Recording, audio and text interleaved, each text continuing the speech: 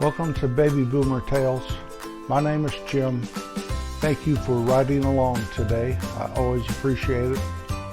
You can find us at babyboomertales.com. Once there, you will find many links to places that either have access to our podcast or other things that are related to Baby Boomer Tales. One such thing is our Shop Tales on Amazon store. Just click that link, Shop Tales at Amazon. That will put you into our store where you can enter into Amazon through that portal.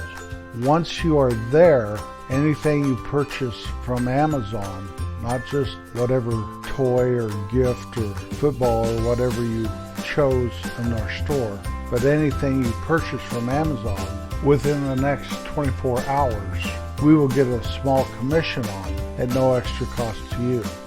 It's a way that we can keep our podcast corporation commercial free. So you don't have to hear that jingle. You wonder where the yellow went when you brush your teeth in cement, or something like that. So I appreciate it if every time you need something from Amazon, if you just go through our Amazon store first, then you can go anywhere you want on Amazon and purchase whatever you please. Same price. I really appreciate it. On the savannah in Africa, a male lion lays on a crag of rocks and lets out a huge roar for all the savannah to hear. And the buffalo and the zebra and all other kinds of animals are so afraid of the king of the jungle's roar that they run the other way, trying to escape the mighty roar of the lion. Unbeknownst to them, though, are several females from the pride that are lying in wait the way the animals are running away from the king of the jungle. And they are easy prey for those female lions to capture and kill, and the pride can eat that night. When little kids get together, like 1, 2 years old, 3 years old, one will have a toy the other will want or something. Next thing you know, they're hitting each other. One is trying to protect himself having the toy, and the other one is trying to overtake the kid to get that toy or that glass of juice or that donut. And that goes right through basically until you're old enough to reason it out. But fighting is in man's DNA, that is a fact. You can find fights at a hockey game or most other sports. Howard Cosell said years ago on Monday Night Football that one of the most pathetic things you can ever witness in your life are two football players in a fist fight. They're terrible fighters, even though they may be brilliant football players. And they're so protected by all their padding and stuff that it's really kind of laughable. But we have boxing and freestyle cage fighting. There's fighting everywhere you want to go. One time we were stopped at a light down in a high-dollar neighborhood of Kansas City, and all of a sudden 2 girls start fighting right in front of our car, right in the intersection, for no apparent reason whatsoever. It's not like we were in a bad neighborhood or something. We were there in a high-class, ritzy part of town. So it really doesn't matter. You're going to witness fights now and then if you're around people much at all. It may be a sad state on the human experience, but it's happened since the dawn of time and the age of man. And I don't care how you spin it, it'll happen until man no longer exists, probably. I have grandkids that fight. They'll be down in the basement playing, having a good old time. All of a sudden one will come running upstairs crying and accusing the other ones of hitting them. Even though there's no signs of bruising or blood or anything, you think it's the end of the world. You go down and set them all straight, and they go back to playing just like nothing happened, until another one comes running up, accusing the others of hitting them. When I was a kid, my brothers and I used to fight all the time. I talked about us watching big-time wrestling, Dick the Bruiser and Vern Gagne, some of those guys, how they'd wrestle, and so we would try those wrestling moves, and someone's bound to start crying, especially when you try to do the old eye gouge or hitting each other with a chair or something like that. Then we would get into fights. My brother John was a very strong individual, So you had to outfox him and outthink him, because he would just take you on, and that'd be the end of you if you couldn't get away. As I got older and I was in school, once in a while you kind of get into a tussle with a friend, and then he'd be your friend again, stuff like that. Well, in the 5th grade, all of a sudden this girl moved to town, and she was in our class. And she looked like she was in high school, and all us little boys kind of fell in love. And we'd go out in the playground, and we'd have fights over her. Now, I have no idea why, because the word was she was going out with older boys, older than us 5th graders. My biggest nemesis on all this was my friend Chris. We'd get in these fights at the ice skating rink. Well, I think she looked at me before she'd ever look at you. No, I think she talked to me.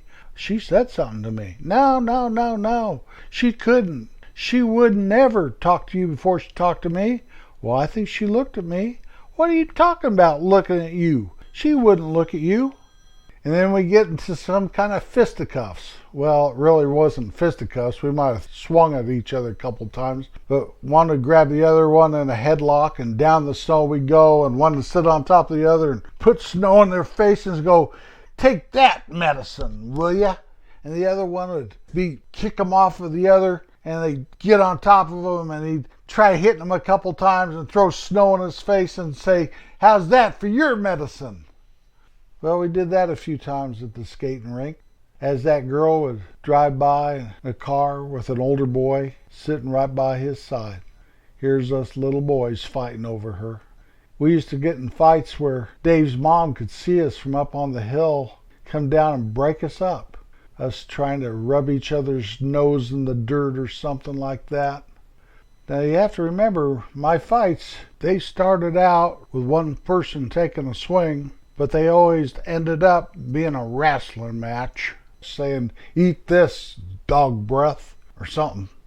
One time, though, we were sitting there at lunch, and Chris was a great friend. I mean, we ate lunch together, we went to each other's house after school and played, all that stuff. But one day we were talking about the girl, looking at her over there sitting with some popular girls, saying, "I think she just looked at me." Chris would go, "She didn't look at you, she looked at me. I think she smiled." "Yeah." I could whoop your butt. You could not whoop my butt. I could whoop your butt with one hand tied behind my back. Huh, you couldn't whip my butt with both hands.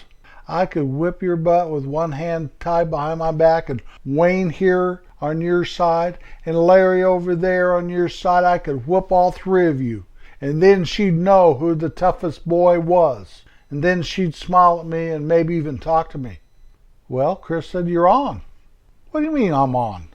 "After school, one hand tied behind your back, me and Wayne and Larry against you." "Okay, well, okay. You're on. You're on. By golly, I'll show you. I will. I'll show you." Well, all day long, I started thinking about how tough that would be to beat Chris and Wayne and Larry to a big old fight. Now, Wayne and Larry I was not worried about. I figured they wouldn't even fight back. But Chris, with one hand tied behind my back, would clean my clock. I knew that, and so I had to go to Chris and negotiate. And what we ended up negotiating with is we would just fight one-on-one. Best man win, maybe that girl would like us. At least she'd like the winner. We were convinced of that. If we beat the other one bad enough, often enough, she'd surely notice the other one. And I was prepared to be her knight in shining armor, even if I was in 5th grade. Well, after school, we started fighting. Right there on the playground. And we had each other in headlocks, and we fed each other dried old grass and gravel, and we were getting our clothes dirty, and we were acting like we knew what we were doing. And all of a sudden we heard this, "Hey, you guys, stop it right now." We looked up, and there's our principal walking towards us. Now, I'll call him Mr. T, because his last name started with a T, and I'm sure he is as tough as that Mr. T who used to be on TV. He had a reputation of taking the bad kids that would fight on the playground up to his office and whooping them with this big old wooden paddle with holes drilled in it. A couple times we snuck in there and we looked at that paddle, and it freaked us out bad. Nobody ever wanted to get a spanking from Mr. T, ever. All of a sudden we're on his radar. He's coming right at us. Chris and I shook ourselves off, looked at each other. We were afraid for our very existence. So we knew we had to do something. We had to do it quick. So we put our arms around each other, started walking at him, and said, "Hey, Mr. T, how you doing?"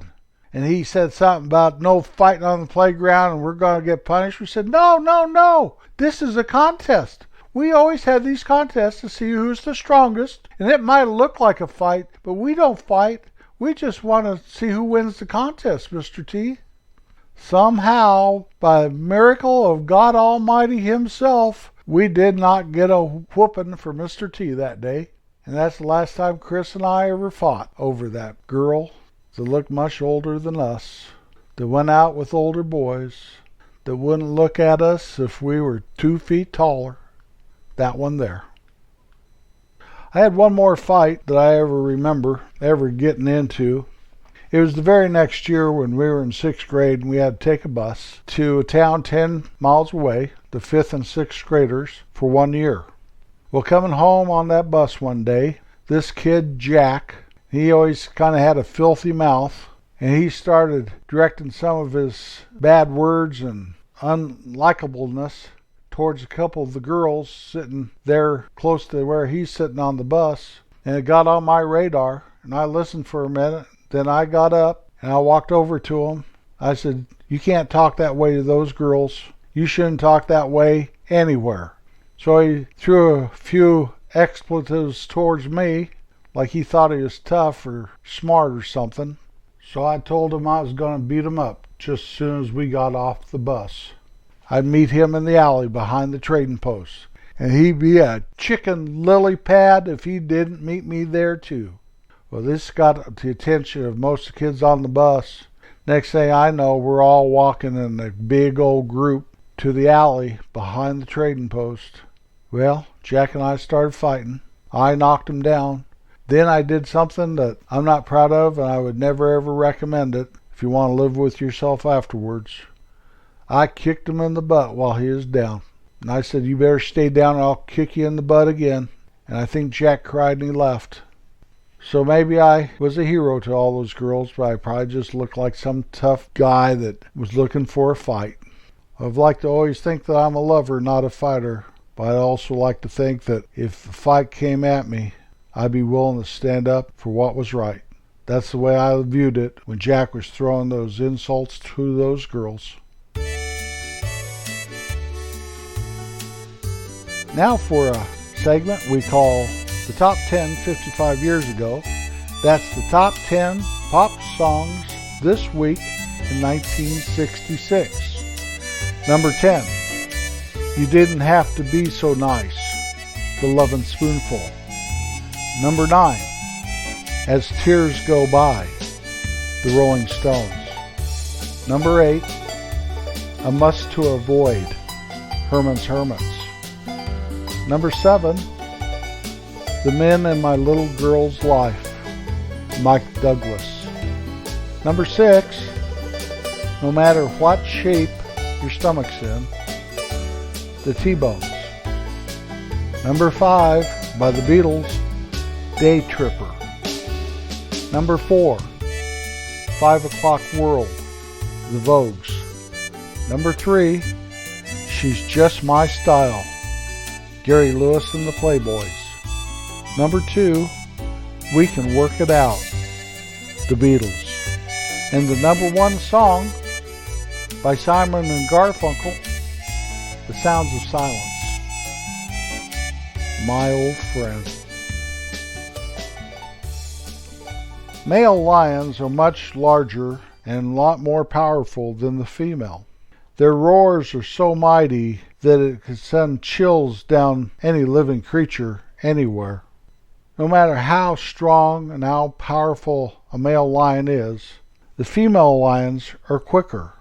When the male roars like that, it automatically sends everything that feels danger from that roar in the opposite direction, and so they are easy prey for the females to hunt and kill. What you want to remember is a couple things. Now, the male lion is stronger than the female, but he's not as quick.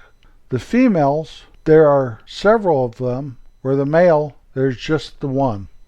When you hear that roar and you want to be afraid, you are much better off running to the roar, just like a fireman would run to the fire, or a policeman would run to the shooting.